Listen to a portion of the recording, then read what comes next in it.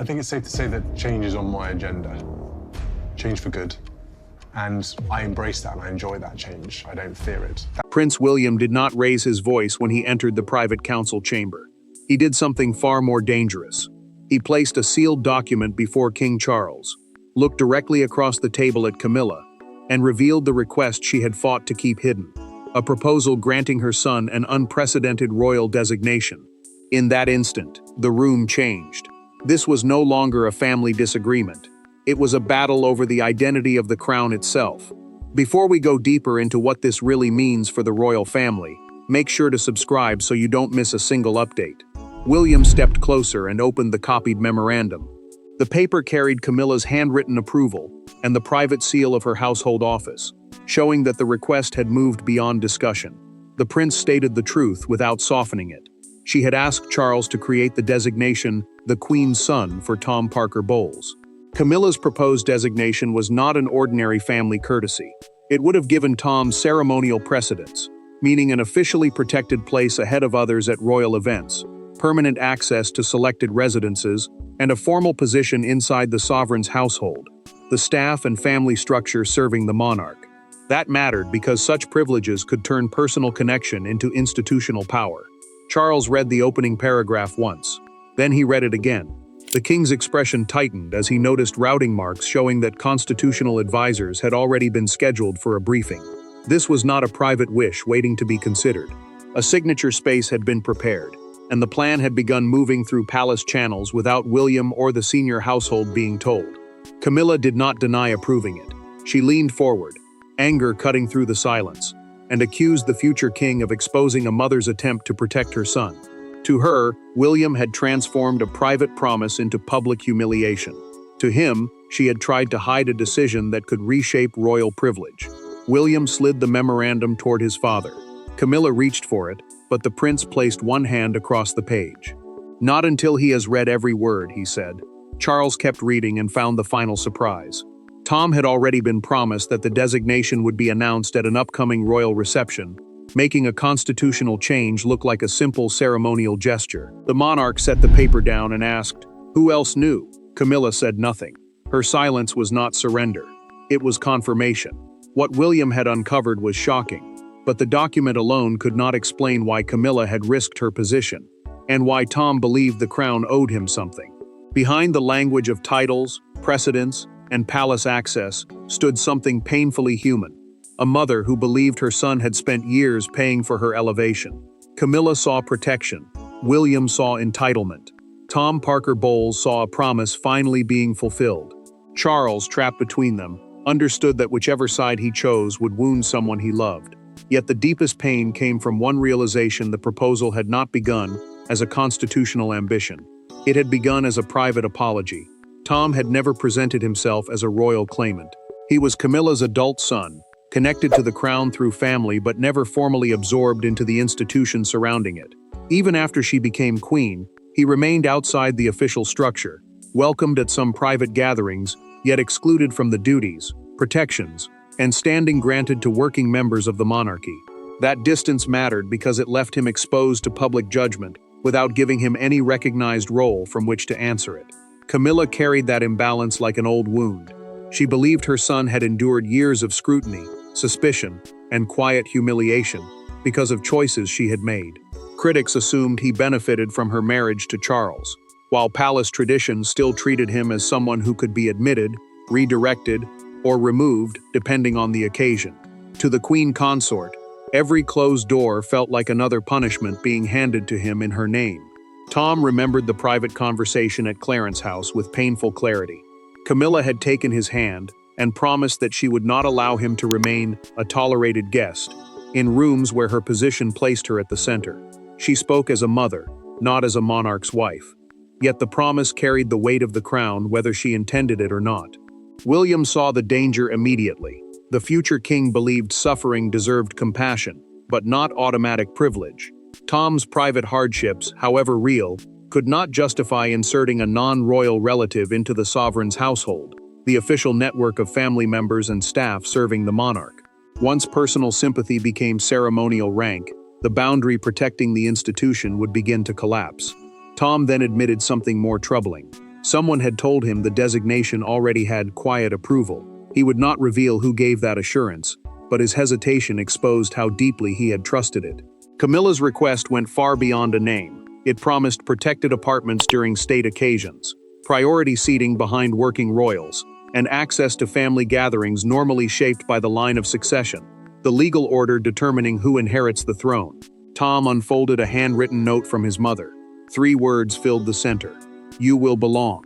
He folded it again, but his hands trembled now that William possessed the proposal.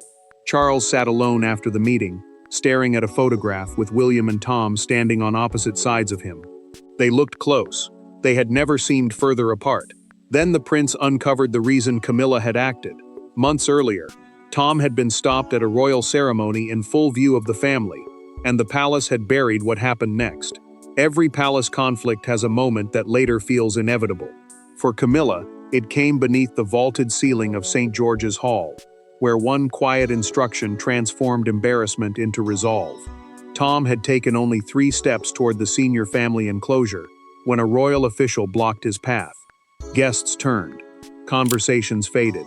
Camilla watched her son being redirected as though he were an outsider. She said nothing during the ceremony, but by midnight, she had made a decision that would eventually bring William to her door. Tom had arrived at Windsor believing his place had already been settled. The Commonwealth reception brought diplomats, senior royals, and invited family members together under a strict order of access. The sovereign's receiving line was the formal sequence in which the monarch and senior family members greeted guests, and standing near it, carried clear status. He had been privately assured that he would remain close to his mother. The assurance collapsed in seconds. A senior equerry, the palace officer responsible for ceremonial order and royal movements, stepped in front of Tom before he reached the roped enclosure.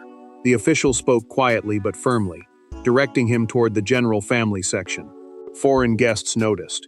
Tom's face reddened as he tried to hide the shock, but humiliation had already found him. Camilla saw everything from beside Charles. She kept her smile because the room demanded it, yet anger tightened beneath every polite word. Her son had not been shouted at or publicly insulted. That made it worse. He had been corrected with the calm efficiency used for someone who had crossed a boundary he should have understood. Tom obeyed, but the retreat cut deeply. He had entered expecting acceptance, and left the enclosure feeling like a tolerated inconvenience. Camilla watched him move away, and made a private promise that no official would ever place him in that position again. The explanation arrived later and changed the wound into fury. The equerry insisted that the instruction had come from the Prince of Wales's office. Camilla immediately believed William had ordered Tom's removal, turning an embarrassing moment into what felt like a deliberate warning from the future king. William had issued no such command. The restriction came from a standing household rule separating working royals from private relatives. Yet someone had allowed Camilla to believe he was responsible, knowing exactly what that misunderstanding would unleash. Camilla entered a private sitting room after the reception and removed her gloves 1 finger at a time. She turned to her secretary and said, "Prepare something that means this can never happen again."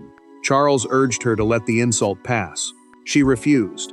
The queen consort reminded him that she had spent decades waiting for acceptance and would not allow her children to spend another generation outside the door.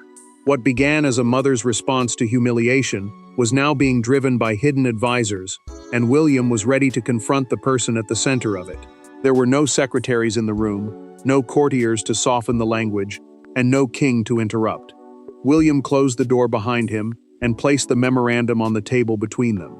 Camilla remained standing. He asked whether she truly intended to place her son inside the machinery of monarchy. She answered with a question of her own. Why should her family always be expected to sacrifice while his inherited everything? That was when restraint disappeared. William had requested the meeting at Clarence House under one condition: Charles and the palace staff would stay away. The future king wanted no witnesses, and no official language to hide behind. He told Camilla that the crown could welcome relatives privately without granting them constitutional recognition, meaning formal status protected by royal rules. Once those boundaries merged, personal affection could become permanent power. Camilla rejected the warning. She accused him of defending an institution that had embraced Catherine while continuing to treat her own children as reminders of scandal. The queen consort said Tom had been judged for decades without ever being allowed to answer as part of the family that attracted that judgment. To her, the proposed designation was not ambition, it was correction. William's reply cut through the room. Catherine had entered royal life under public duties, constant scrutiny, and obligations she could never simply refuse. Tom was being offered access without service, rank without accountability, and protection without responsibility. The prince insisted that compassion could not be used to rewrite the structure he would one day inherit. Then he produced the second page. Camilla's expression changed before she read it. The hidden attachment described future expansions to the Queen's Son designation, including ceremonial privileges that could eventually pass to Tom's descendants. An inheritance clause meant the benefits might continue through his family line, turning one private concession into a lasting royal branch. Camilla pulled out a chair but did not sit. She admitted an advisor had added the clause and argued that removing it could cause the entire proposal to collapse. William stared at her, stunned not only by the admission, but by her refusal to condemn the plan. The prince separated the unsigned approval cover from the main document with one sharp tear. He placed the blank signature page before her as proof that Charles had not yet surrendered his authority. Camilla's anger finally weakened. Hurt replaced it. She asked whether William had ever considered what it felt like to become queen, while knowing her children still entered through a side door. He did not mock the pain. He simply told her the decision was no longer hers. Charles had summoned the senior family and the keeper of the Privy Seal, the official responsible for authorizing certain formal royal documents, to decide whether the proposal must be destroyed. Their confrontation exposed the wound, but the final authority still belonged to Charles, and the king's hesitation was about to become the most dangerous force in the palace. King Charles had spent years believing patience could hold his family together. Now patience looked like weakness. On one side stood the woman, who had endured decades of condemnation to stand beside him. On the other stood the son, who would inherit the consequences of every decision he made. The unsigned page waited beneath his hand. Camilla wanted recognition for Tom. William demanded protection for the crown. For the first time, Charles understood that compromise might not save his family. It might destroy it. Charles convened the restricted meeting with only William, Camilla, Princess Anne, and two constitutional officials present. No wider household staff were allowed inside. The proposed designation had become too dangerous for ordinary palace procedure. A household style was a formal name or courtesy granted within the monarch's personal establishment. But the advisors warned that permanent precedence and residence rights would go much further. They would blur the line between royal service and private favor. Camilla turned toward her husband and reminded him of every promise he had made before she became queen. Charles had told her that her family would not remain exposed forever, that the years of hostility would eventually give way to dignity. She asked whether those promises meant anything now that William was demanding resistance. The future king answered before his father could.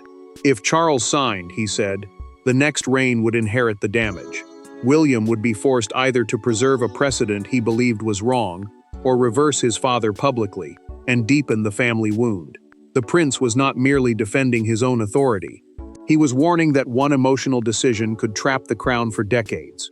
Anne then placed a smaller card beside the memorandum. The Princess Royal revealed that a ceremonial announcement had already been drafted. It named Tom as the Queen's Son and prepared him for introduction at the next diplomatic reception. A diplomatic reception was a formal gathering where the monarch met ambassadors and senior representatives, making any introduction there appear official and internationally recognized. Charles stared at the card. It had been prepared before he approved anything. That detail changed the room. Someone had intended to build momentum around the designation, make it appear settled, and turn refusal into a public humiliation for Camilla and Tom. The king lifted his fountain pen. For one breath, everyone believed he might surrender to pressure. Instead, he placed it sideways across the signature line. Anne watched her brother closely and saw exhaustion, not indecision. She told him quietly that love could not require the crown to pretend a private promise was a public duty. Charles ordered every copy recovered immediately. Then an official gave him the news he had feared. One version had already left the palace. The king had refused to sign, yet his decision came too late to stop the document from moving beyond palace walls. The first consequence was not an announcement, it was a cancellation. Tom's name disappeared from the royal reception list before sunrise. His temporary apartment request was withdrawn. Camilla's private secretary was ordered to surrender every related file. By breakfast, the proposal she had designed to protect her son was stripping him of access he already possessed. She had tried to secure his place. Instead, she had made his presence impossible to ignore and impossible for the palace to defend. Charles suspended every plan connected to the designation and ordered a formal review of how Camilla's household had pushed it forward without his approval. The inquiry would examine messages, drafts, and instructions passed between advisors. That mattered because the question was no longer whether the proposal had been unwise. The question was whether members of the Queen Consort's office had tried to create royal policy before the king had made a decision. William argued that Tom should not be punished for the actions of others. The prince knew removing him from public events would make guilt appear settled before anyone understood his role. Palace officials disagreed. They believed every appearance would invite fresh questions, so his name vanished from upcoming receptions, family gatherings, and official guest lists. Tom discovered the change through a short call from a palace secretary. Minutes later, he telephoned his mother. His voice carried anger, but beneath it sat something more painful. He asked whether Camilla had used his name to fight a battle he had never agreed to join. Camilla told him she had acted because she could not endure watching him be humiliated again. Tom refused to accept that answer. Public privilege, he said, could never repair private shame. A title would not erase the moment at Windsor. It would only make that moment follow him everywhere. Then the crisis escaped the palace. A journalist contacted the communications office with detailed questions, quoting exact language from the missing memorandum. The reporter knew about protected apartments, ceremonial precedents, and the planned announcement.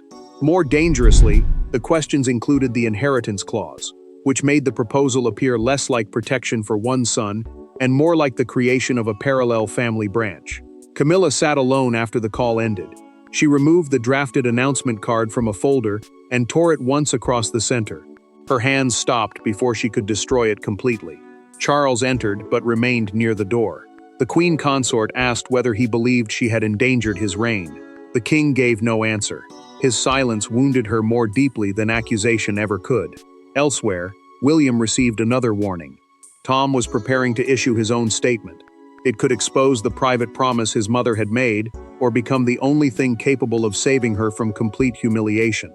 The palace expected Tom to defend the proposal, but when he finally spoke to William alone, he changed the direction of the entire crisis. Tom Parker Bowles entered the meeting carrying no lawyer, no advisor, and no prepared demand. William expected anger. Instead, Camilla's son placed the handwritten note from his mother on the table and said he wanted the proposal ended permanently. He did not want a royal designation. He did not want inherited precedence. Most of all, he did not want his mother remembered as a queen who weakened the crown for him. In one private sentence, the man at the center of the scandal removed its reason to exist. Tom had requested the meeting at Kensington Palace under strict conditions. No aides, no constitutional officials, no palace machinery standing between two men who had been pushed onto opposite sides of the same family wound. He admitted that Camilla had spoken to him about greater recognition, but he insisted he had never understood how far the final document went. William listened without interrupting. Tom confessed that part of him had wanted the status. Years of being treated as both privileged and unwanted had left a bitterness he rarely acknowledged. People assumed he enjoyed royal advantages, yet palace rules still reminded him that he did not truly belong.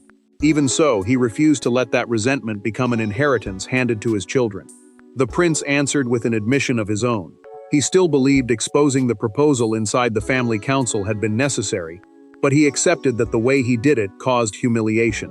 William had protected the institution, yet he had also forced Tom and Camilla into a confrontation before either understood how deeply advisors had manipulated them. Tom then revealed the name behind the assurance.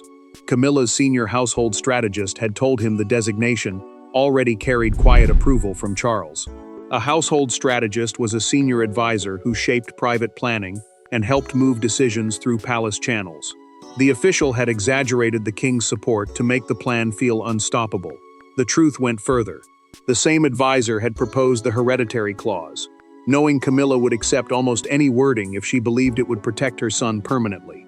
What looked like a mother's ambition had been sharpened by someone who understood her deepest fear. Tom slid the handwritten note toward William and asked him to return it. The prince pushed it back. He said those words had been written for a son, not for the crown.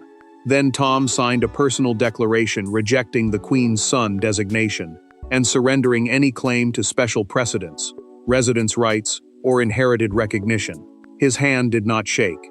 William agreed to stand beside him when the declaration was presented. But one condition remained.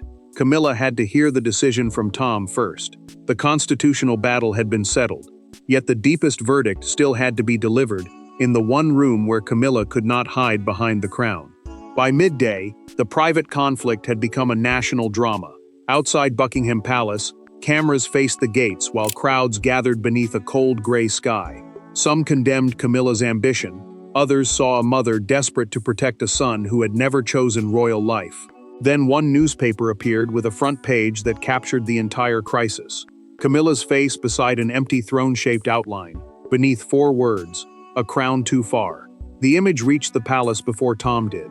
News channels interrupted regular programming to explain what the proposed Queen's son designation would have meant. It was more than a family label. It would have granted Tom Parker Bowles ceremonial precedence, protected access to royal residences, and a recognized position near the sovereign's household. To the public, those privileges raised one brutal question: where did family affection end and royal favor begin? The palace communications office responded before speculation could harden into accepted truth. No title had been approved. No royal status had been granted. Charles had ordered the entire proposal permanently withdrawn, yet the official statement did little to calm the argument. It only confirmed that the request had existed. Commentators split almost immediately. Some accused Camilla of using her position to elevate her son beyond every established boundary. Others saw a mother reacting badly to years of hostility, convinced that Tom had suffered because of her choices. Sympathy and outrage collided, and neither side was willing to surrender. Tom watched the coverage from a car outside Clarence's house. Each headline described him as a man trying to enter the monarchy, though he had already signed away every privilege offered to him. The language struck deeply. He had rejected the designation, but the country still believed he had wanted it. Then a broadcaster announced that William and Tom were preparing a joint appearance. The news triggered a fresh wave of speculation. Many expected the prince to condemn Camilla publicly and present her son as evidence of how far the proposal had gone. Instead, the palace released Tom's signed declaration. The document confirmed that he had voluntarily refused special precedence, residence rights, hereditary recognition, and the title itself. In a single act, he separated his name from the ambition attached to it. Outside Buckingham Palace, one woman raised a handwritten sign declaring, "The crown is duty, not family property." Nearby, another person placed flowers with a note addressed simply to "a mother who went too far." That evening, broadcasters placed the unsigned approval page beside Tom's signed refusal. One represented power being offered. The other represented power being rejected. As the crowds began to disperse, Tom entered Clarence's house to tell Camilla himself that the title she had fought to secure would never exist. The public had delivered its judgment, but only Tom could give Camilla the truth that would finally end the struggle. Camilla did not argue when Tom placed the signed refusal before her. She read every line, lowered herself into the nearest chair, and asked only whether he resented her. He told her he resented the years that made her believe a title could protect him, but not the love that drove her to try. Outside that room, the monarchy had already rejected her proposal.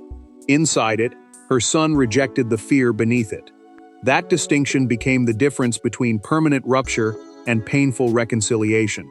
Tom told Camilla plainly that he did not want to be the Queen's son in law, ceremony, or public life. Being her son in private was enough. The proposed designation had promised status inside the royal household, meaning the formal circle of people in offices serving the monarch. But he now understood that no official place could heal the wound that created it.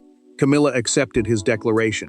She signed an instruction dissolving the team that had advanced the unauthorized proposal, and apologized for turning his humiliation at Windsor into a campaign he had never asked for. Tom admitted his own failure. He should have challenged her promises earlier, instead of quietly enjoying the thought that recognition might finally silence years of doubt. Charles entered soon after, and faced the part he had played. The king acknowledged that his reluctance to confront the plan early had allowed private emotion to grow into a constitutional crisis. A constitutional crisis meant a conflict capable of weakening the rules, separating personal wishes from royal authority, and he knew delay had made that danger real. William delivered the final boundary without cruelty. The prince confirmed that Tom would be treated with personal courtesy as part of the extended family, but he would receive no royal designation, inherited privilege, or official position. Charles then ordered every copy of the memorandum withdrawn and created a formal rule preventing non-working relatives of a monarch or consort from gaining new household precedence through private petition. Camilla later returned the unsigned approval page to William. He placed it inside a folder marked "Withdrawn" and closed it without triumph. The advisor who manipulated the process left her household, while Tom's invitations were restored only when he attended as a private family guest.